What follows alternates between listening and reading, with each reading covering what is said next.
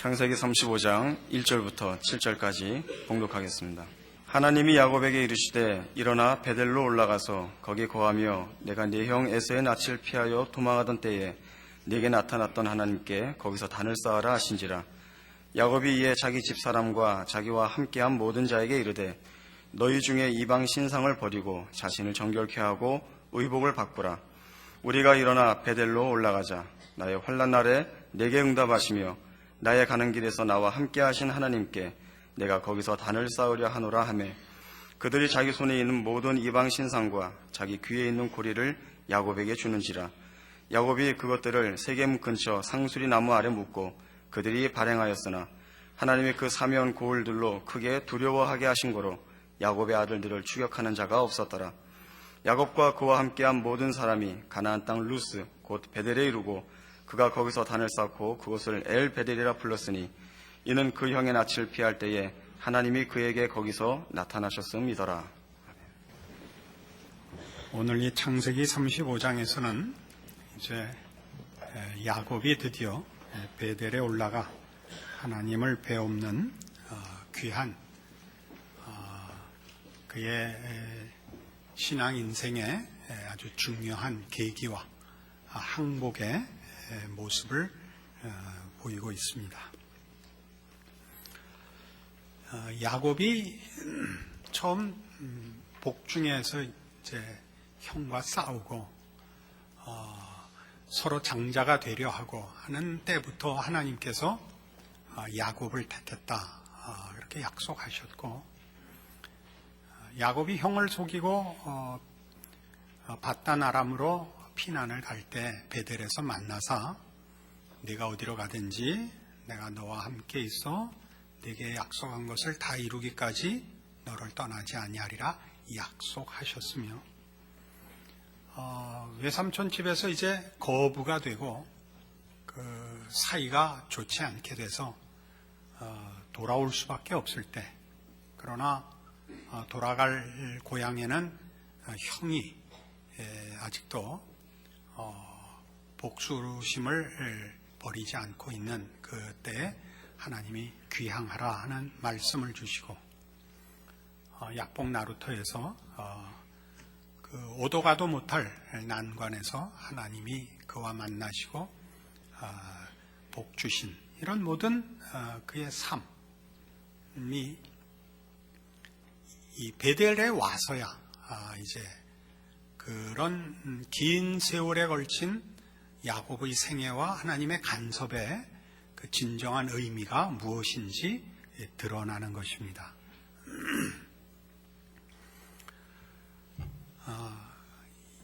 이 베델에 올라가는 야곱의 모습은 그 전에 하나님을 만났을 때와 다른 것이, 그 전에는 야곱이 직면하고 있는 현실적인 문제를 해결하기 위하여 하나님의 간섭과 그 도우심을 그가 수용하는 것입니다. 그러나 이 베델에 올라가는 것은 전적으로 하나님을 만나기 위해서, 하나님께 경배하기 위해서 이제 자기 가족들의 그 우상을 제하고 정결케 하고 오직 하나님을 배우러 올라갑니다. 그럼 이런 궁극적인 결과를 이루는데 왜 그토록 긴 시간과 여러 우여곡절이 필요했는가 하는 것이 사실은 성경이 우리에게 가르치려는 내용입니다. 우리는 신앙이라는 것이 하루아침에 한 번의 깨달음으로 성취되는 것이 아니라는 것을 성경에서 배웁니다. 그 이유는 크게 두 가지 이유가 있습니다. 하나는 하나님은 우리에게 항복을, 인격적 항복을 받아내려 하시는 것입니다. 그것은 하나님이 우리를 기계적으로 조종하거나 조작하려 하시지 않는다는 뜻입니다. 또 하나는 하나님은 우리를 통하여 영광을 받으시려 한다는 사실입니다. 하나님이 영광을 받으신다는 것은 우리의 생각보다 훨씬 깊고 높은 의미입니다. 우리는 야곱의 생에서 이 두 가지 문제에 대한 성경의 설명에 직면해 있고, 이 문제는 오고 오는 모든 시대에 하나님의 백성으로 부름을 받은 신앙을 고백하는 신자들이 그의 생애 속에서 가장 궁금하게 여기는 또는 의아롭게 생각하는 문제가 되곤 합니다. 우리는 모두 우리가 가지는 하나님의 은혜에 대한 감격과 그래서 우리가 바치는 헌신이 하나님 앞에 쉽게 완벽하게 연락되고 보상받고 그런 식으로 우리의 인생이 인도되기를 바랍니다. 그러나 야곱의 생애와 같이 우리는 번번이 하나님과 밀고 당기는 싸움을 계속해 온다는 사실을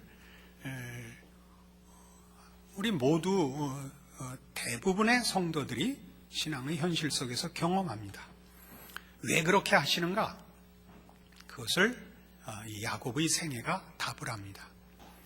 하나님이 우리에게 이루시고자 하는 것은 하나님에 대한 필요성, 또 그 필요의 진정한 가치와 의미에 대한 항복입니다. 야곱의 생애를 보시면 이 야곱의 생애는 신자의 생애만을 대표하는 것이 아니라 좀 더 넓게는 모든 인간의 구원을 받은 자나 그렇지 않은 자나 구별 없이 모든 인간의 삶의 모습과 매우 흡사합니다. 그런 모든 삶의 정황에서 인간이 생각해낼 수 있는 모든 생각과 방법을 동원하여 문제를 해결하고 이익을 구하는 그런 사람으로 여기 소개되고 있습니다. 그가 하나님 앞에 인도함을 받지만 하나님을 의지해서 세상 사람과 다른 보다 나은 선택을 하는 모습은 이 마지막 베델에 올라오기 전까지는 그 모습이 보이지 않습니다. 오히려 세상 사람의 일반적인 삶과 방불하게 그저 세상적인 판단과 결정과 꾀를 내고 속이고 도망치고 그런 모습으로 그려져 있죠. 그러나 그 사건의 중요한 전환점마다 또는 가장 위기점마다 하나님이 등장하시는 것은 야곱이 겪고 있는 인생에서의 경험하는 현실이 갖고 있는 의미를 하나님이 그에게 깨우쳐주고 있다는 사실입니다. 믿는 자나 믿지 않는 자나 삶의 현실 속에서 또는 그 모든 삶의 정황에서 위기에서 난관에서 혹은 승리와 자랑에서도 직면하는 깨우침은 뭐냐면 세상이 헛되다는 것이죠. 그 인간이 무력하다는 것을 깨우칩니다. 하나님이 없는 인간이 세상과 자신에 대해서 이 세상의 헛됨과 자신의 무력함을 깨우쳤을 때 사람이 선택할 수 있는 답이 무엇이겠습니까? 체념밖에 없습니다. 그러나 야곱의 생애 속에서는 하나님이 그를 자신의 자녀로 삼으셨기 때문에 그때마다 하나님에게만 답이 있다. 거기에만 영원한 가치와 해결책과 진정한 복이 있다. 이렇게 그때마다 등장하시는 것이죠. 우리와 세상 사람들이 동일하게 삶의 여정은 별반 달라 보이지 않는 길을 겪고 있지만 그 길을 겪으면서 그 경험한 것을 어떻게 이해하고 어떻게 답을 찾느냐 하는 데서는 믿지 않는 자들, 하나님의 백성들이 아닌 자들에게는 아무런 안내자도 보호자도 없고 우리는 아버지가 계신다. 이것이 야곱의 생애입니다.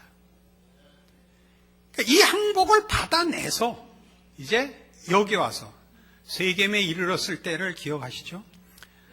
약복 나루터에서 하나님과 씨름하고 비로소 무릎 꿇어 하나님 앞에 복을 구하고 이스라엘이라는 이름을 그 복으로 받고도 사실은 고향으로 다 못 돌아가고 세겜에서 살 작정을 합니다.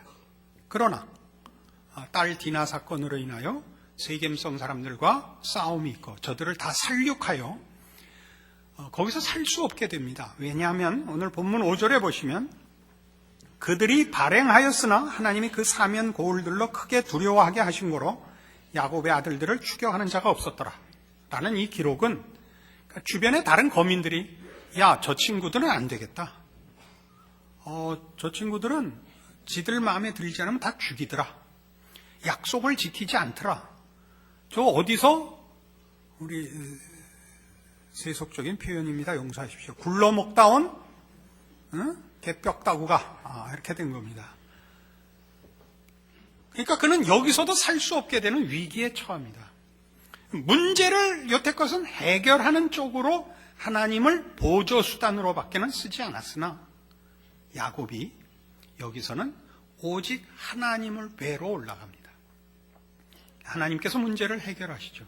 여지껏도 사실은 그랬습니다마는 야곱 쪽에서 보자면 그 전에는 자기가 만들어낸 어떤 해결책을 하나님이 보장하시는 정도로 이해를 했고 여기 와서는 전혀 문제를 해결하는 것이 내용으로 되어 있지 않고 오직 하나님을 만나러 올라가는 것입니다.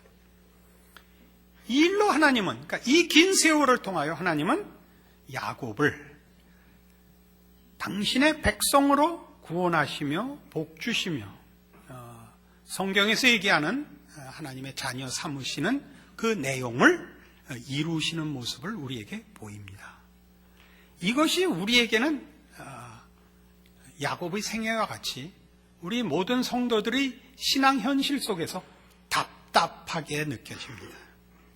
우리는 진심과 소원만 가지면 하나님이 신자로서 어떤 수준 이상으로 어떤 능력으로 특별하게 보상을 해줄 것이라는 생각을 자꾸 합니다.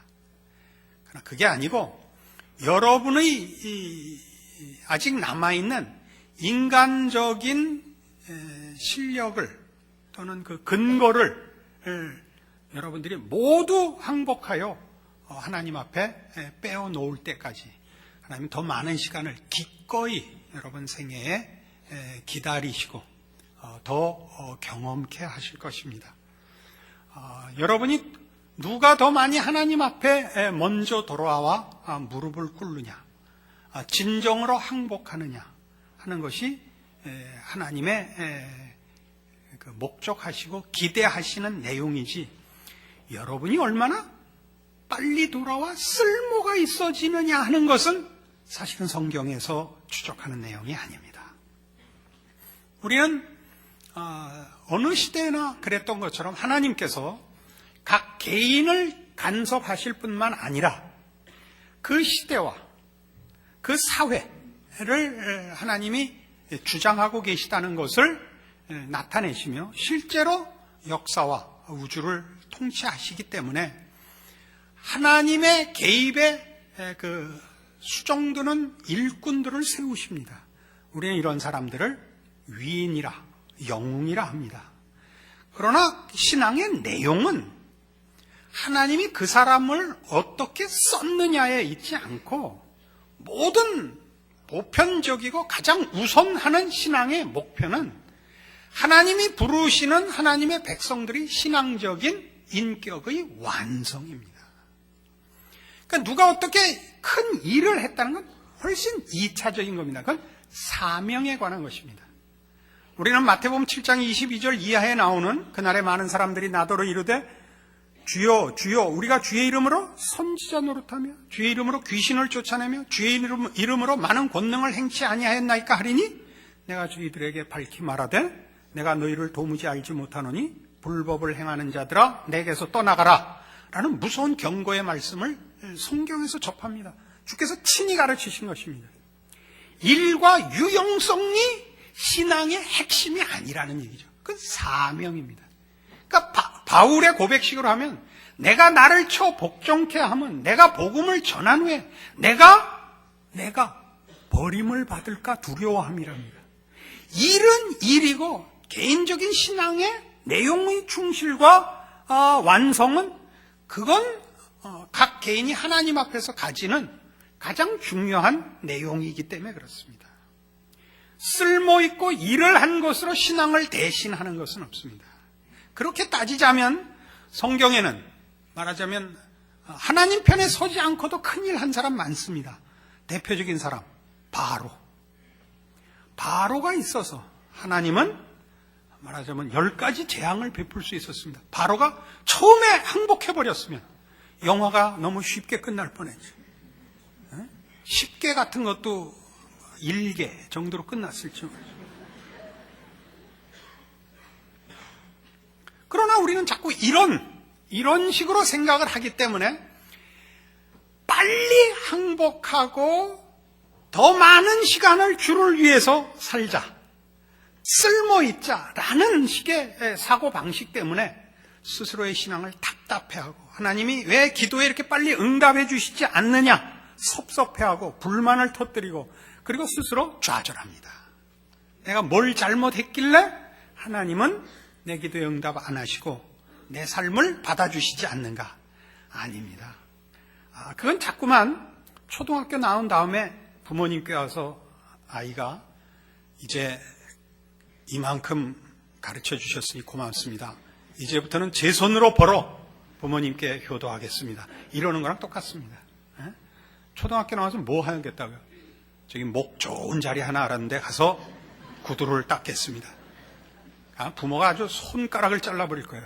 구두를 닦고? 넌만 내 아들이야. 넌 내 자식이야. 중학교 가고 고등학교 가고 대학교 가. 대학원도 하고 그리고 공부가 재밌으면 고등학교도 6년 다녀.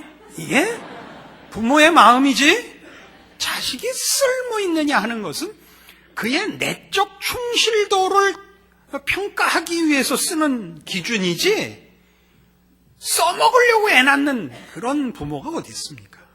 이게 야곱의 생애가 우리에게 가르치는 것이요. 소위 성경이 말하는 하나님이 우리를 사랑하신다, 우리를 구원하신다 하는 말이 갖는 깊고 넓은 성경상의 내용입니다. 둘째로 우리가 기억해야 하는 것은 우리가 하나님의 영광을 드러낸다 하는 것입니다.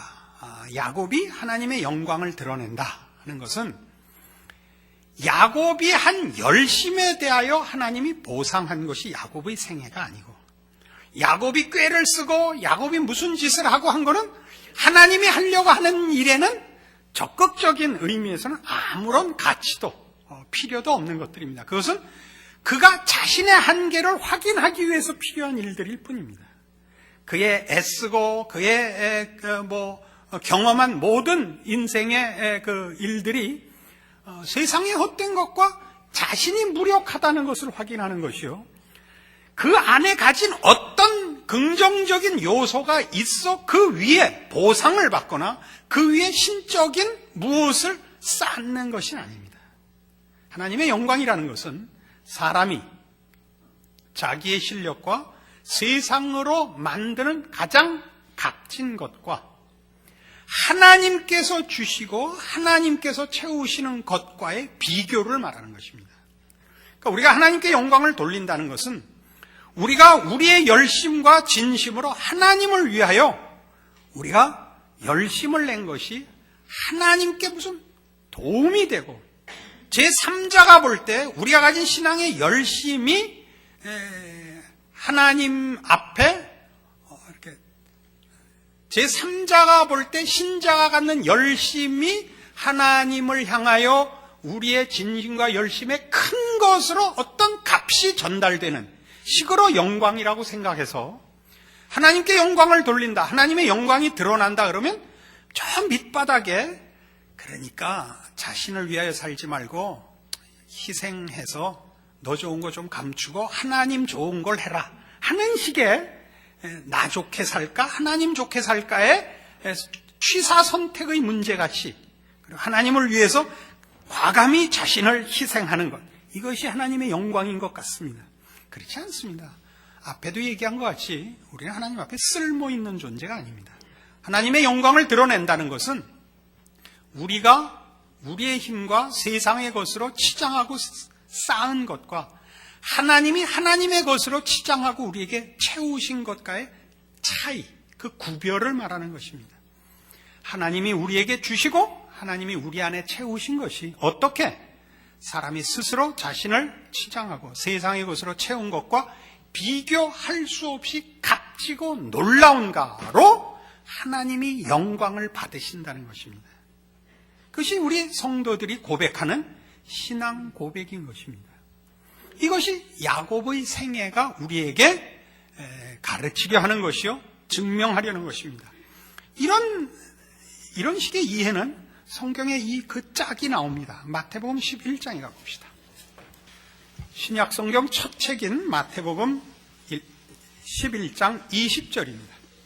예수께서 권능을 가장 많이 베푸신 고을들이 회개치 아니하므로 그때에 책망하시되 화가 있을진저 고라시나 화가 있을진저 벳세다야 너희에게서 행한 모든 권능을 두로와 시돈에서 행하였다면 저희가 벌써 베옷을 입고 재에 앉아 회개하였으리라. 내가 너희에게 이르노니 심판날에 두로와 시돈이 너희보다 견디기 쉬우리라. 가버나움아 네가 하늘에까지 높아지겠느냐? 음부에까지 낮아지리라.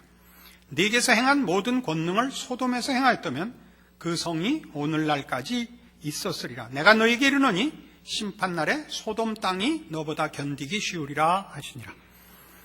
이 예수님께서 권능을 가장 많이 행하신 고을들이 회개치 않습니다. 거기 등장하는 고라신, 벳세다, 그렇습니다.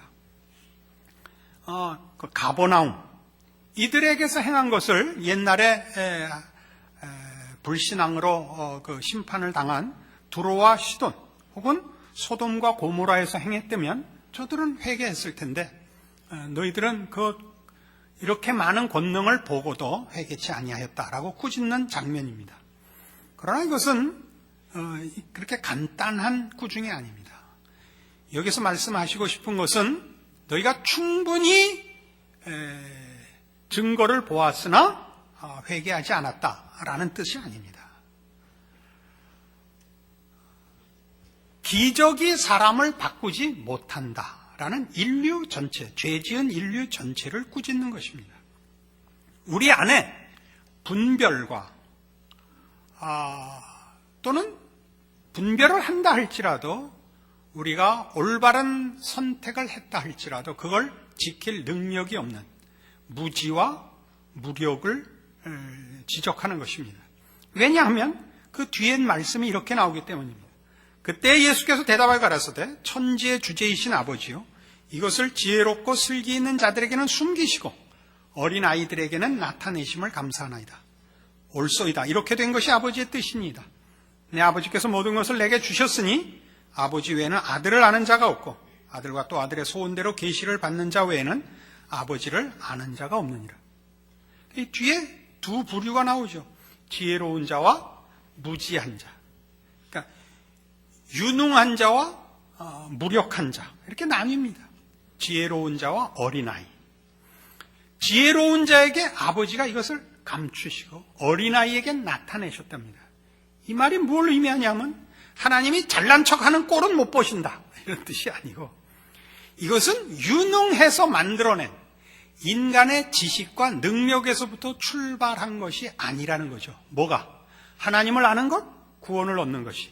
기독교 신앙이 인간 속에 있는 어떤 요소든 어떠한 근거에서든 인간 쪽에서 출발한 것이 아니라는 얘기입니다. 그 어린아이에게 나타내셨다는 것은 저들은 이런 걸 만들 능력이 더더욱 지혜로운 자, 유능한 자와 비교해서 더더욱 없는 자들이니까 이게 등장시키는 겁니다. 밖에서부터, 아버지께로부터만이죠. 그걸 직접 그렇게 얘기하죠. 27절. 내 아버지께서 모든 것을 내게 주셨으니 아버지 외에는 아들을 아는 자가 없고 아들과 또 아들의 소원대로 계시를 받는 자 외에는 아버지를 아는 자가 없느니라 합니다. 이것이 우리 야곱의 생에 다시 돌아가 이 말씀 그대로 야곱의 생애를 보시면 모든 인간이 겪는 삶의 여정 속에서 그가 당하는 일들에서 그의 깨우침과 그가 경험한 것들로 그가 내리는 결론이 자신이 내리는 결론으로 끝나지 않고 하나님의 개입으로 하나님이 요구하시는 결론으로 그가 인도되고 있는 자다 이겁니다. 창세기 전체가 그 주장하는 바가 뭐죠 지금? 전체 그 흐름이 하나님을 배반하고 죄지어 파멸을 초래한 인류에게, 아무도 스스로 구원을 얻어낼 수 없는 인류에게 하나님이 개입하셔서 이제 구원을 베푸시는 것 아닙니까? 타락한 인간 중에서 나은 자와 그렇지 않은 자를 골라내려 오신 것이 아니고 다 멸망밖에는 남지 않은 인류에 하나님이 인류를 구원하시러 들어오신 것입니다. 그러니까 기독교 신앙에서 말하는 복음이란 이런 차원에서 복음입니다. 우리 안에 남다른 것이 있어서 구원을 받았거나 남다른 것으로 우리가 구원받은 것을 신앙이라는 이름으로 증명해내야 되는 것이 아닙니다. 우리의 구원은 하나님의 은혜고 우리가 하는 신앙적인 책임들은 하나님께서 베푸신 구원이 가지는 현상들이요, 열매로서 우리에게 신앙 행위로 드러나는 것입니다. 그러니까 같은 신앙에 대한 격려도 우리가 기도를 더 열심히 하자, 더 많이 성경 보자, 더 열심히 주를 위해서 살자, 이렇게 얘기하는 것 옳습니다. 그러나 이 말이 그렇게 하여 우리가 구원을 얻은 것이 너희랑 다르기 때문이라는 걸 증명하기 위해서라면 그건 아닙니다. 이게 얼마나 미묘한 문제인지 아시겠습니까?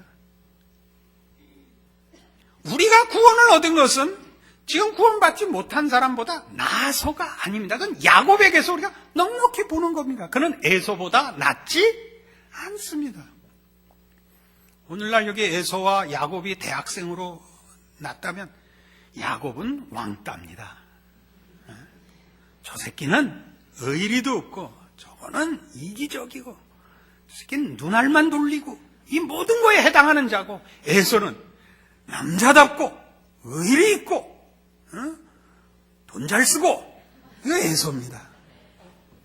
여러분의 구원은 여러분이 뭔가 달라서라는 조건이 없습니다.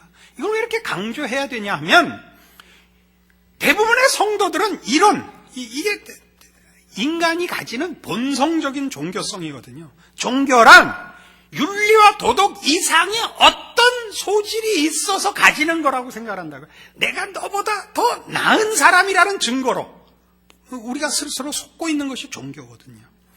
그렇지 않다는 얘기를 하는 거죠. 우리가 가지는 남다름이라는 것은 하나님을 알고 하나님의 인도하심을 받아 하나님만이 주신 것 때문에 다른 것입니다. 우리의 온유와 겸손이 그렇고 우리가 하나님을 사랑하고 세상을 미워하는 것이 그렇습니다. 그럼 그런 신앙적인 모습들이 우리에게서 드러나는 것이 완성의 차원까지 가는데 긴 시간이 필요한 것입니다. 그 과정은 어떨 것 같습니까? 세상으로 갔다 하나님께 갔다, 이게 반복되고 있죠. 이걸 우리가 못 참는 것입니다. 나는 아닌가 보다. 이게 여러분을 낙심시키는 것입니다. 하나님이 여러분 안에 지금 하고 있는 싸움은 여러분을 베델로 부르는 것입니다. 하나님 앞으로 부르고 있습니다. 여러분을 홍해 앞에 세우지 않습니다. 모세가 지팡이를 든 것 같이, 베드로가 3,000명을 회개시키는 장면 같이 그렇게 자신을 확인하려고 하면 우리는 끝날까지 우리가 신자인가 아닌가 의심하고 고민하다가 생애를 헛되이 보낼 것입니다. 여러분의 생애는 지금 모르죠. 지금 피난 가는 중에 베델에 왔는지, 아니면 외삼촌 집에 가서 이제 막 라헬 얻으려고 일하고 있는지, 아니면 저 양떼를 부풀리려고 그 양 먹여서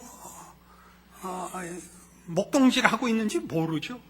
그때 야곱이 무슨 신앙적인 수준이 있었겠습니까?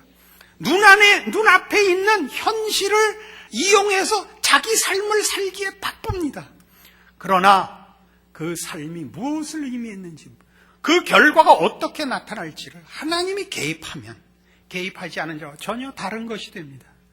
우리의 실패와 우리의 이기심과 우리의 짧은 소견도 하나님이 개입하시면 그 헛된 것과 그 잘못된 것이 밑거름이 되어 하나님 앞에 더 많이 엎드리는 결과를 낳을 것이요. 우리가 성공하고 우리가 잘한 것도 하나님이 개입하시면 하나님이 누구신가를 아는 감사로 결과될 것이요. 하나님이 없으면 우리의 모든 실패는 배째라로 나오고 성공하면 기고만장하고 밖에는 결실하지 못하는 것입니다. 우리 모든 기독교 신앙인들의 사실 시선을 모으고 확인해야 할 것은 여기입니다. 하나님은 야곱의 인생에서 그리 했던 것처럼 여러분에게 그리 하고 계십니다. 큰 기적이 일어나야 사람이 깨우치는 것 아니고, 큰 사건이 일어나야 해결되는 것 아니고, 여러분에게 지식과 능력이 있어야 신앙이 좋아지는 것도 아니고, 하나님이 여러분에게 여러분이 누구고 하나님이 누구시고 우리가 왜 하나님 앞에 무릎 꿇어 도우심을 구해야 하고 하나님 안에서만 우리가 만족하며 거기 감사가 있으며 거기 영광스러운 결과가 있느냐를 알게 되는 것이, 그게 하나님의 약속이며 성경이 말하는 구원이며 복음이며, 그리고 여러분에게 지금 행하고 계시는 하나님의 신실하신 간섭인 것입니다. 누구를 부러워하십니까? 누구 같기를 바라십니까?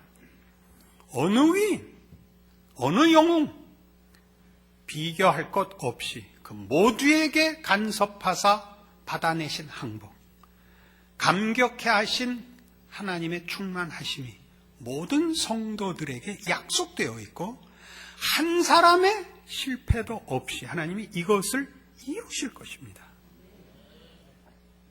이것이 야곱의 생애에서나 성경 전체에서 주장하는, 그래서 우리가 하나님께 감사하며 하나님을 아버지라 부르는 우리에게 허락된 이 구원과 신앙 고백의 큰 것에 대하여 감격하는 이유입니다. 여러분 모두의 지금 여러분이 보아서 불만스러운, 미진해 보이는 여러분의 신앙 조건, 현실 아닙니다. 하나님의 깊은 지혜와 능력의 간섭이요, 우리는 하나님을 잊을지라도 하나님은 한순간도 우리를 잊지 않고 지키고 계신다는 사실 확인하셔서 굳건한 믿음 위에 신실하신 하나님의 약속 위에 여러분을 세우는 오늘 이 말씀이 되기를 바랍니다. 기도하십시다. 하나님 아버지 은혜를 감사합니다. 하나님은 우리 아버지시고 우리를 우리보다 더 사랑하시며 우리를 그 자식 삼으신 아버지십니다. 하나님은 우리 안에 영광 받으시기를 원하며 하나님의 모든 충만하신 것으로 채우시겠다 약속하셨습니다. 그 신실하심과 열심이 예수 그리스도 안에서 실현되었음을 믿습니다. 이 믿음과 고백으로 우리가 우리에 대하여 자랑할 것을 찾을 것이 아니라 하나님을 아는 것과 하나님의 약속과 신실하신 은혜 아래 있음을 확인하는 것으로 우리의 믿음의 근거를 삼고 충성과 자랑과 감사로 주께서 동행하시는 인생을 주의 가르침과 인도하심을 따라 순종하여 우리를 통하여 영광 받으시기를 기뻐하시는 하나님의 영광을 드러내는 복된 삶으로 사는 우리 모두 되게 하여 주시옵소서. 예수님 이름으로 기도합니다. 아멘.